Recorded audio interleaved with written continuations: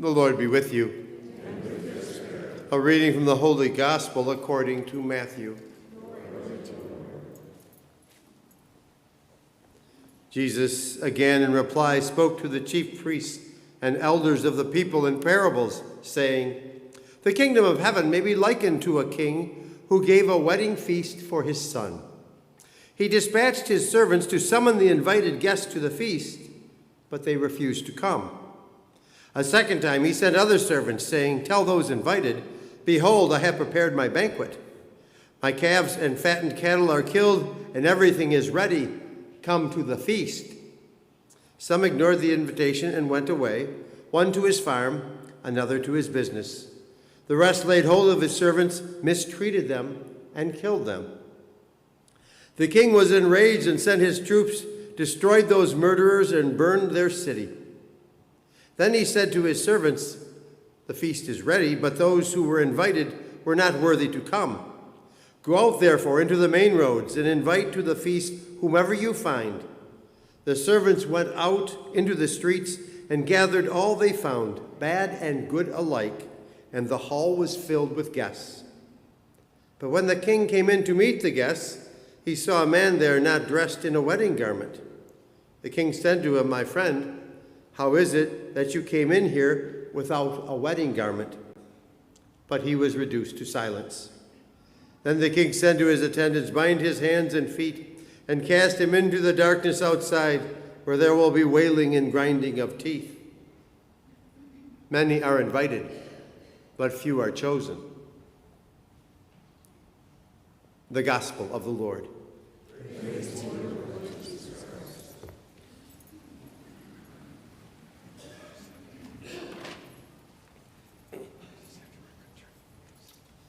I've probably been to more wedding receptions than most people. I've been at receptions from small to large, at venues all over the area and beyond. I've seen some crazy things happen at wedding receptions. I've never seen messengers killed and towns burned to the ground.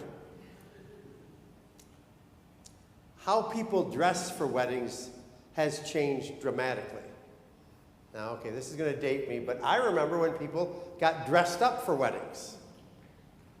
Now it seems they wear whatever they want to a wedding. I've seen people that look like they're dressed to work in the yard. If people today were thrown out of weddings for not wearing a wedding garment, the wailing and grinding of teeth would be thunderous. We are given our wedding garment when we're baptized. The baptismal garment we receive when we're baptized isn't our wedding garment. What that represents is our wedding garment. When the garment is presented, I say, "May this white garment be a sign to you of your Christian dignity." It's that Christian dignity that is our wedding garment. We wear our Christian dignity all the time. Sometimes we wear it well, sometimes not so well. Sometimes our actions clearly proclaim that we follow Jesus Christ. We are kind and compassionate. We are merciful and forgive. We generously share our gifts and talents.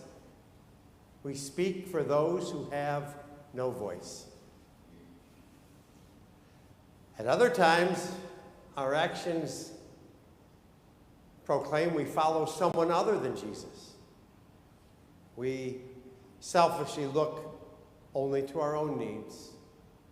We hold grudges and try to get even. We put others down and exclude them.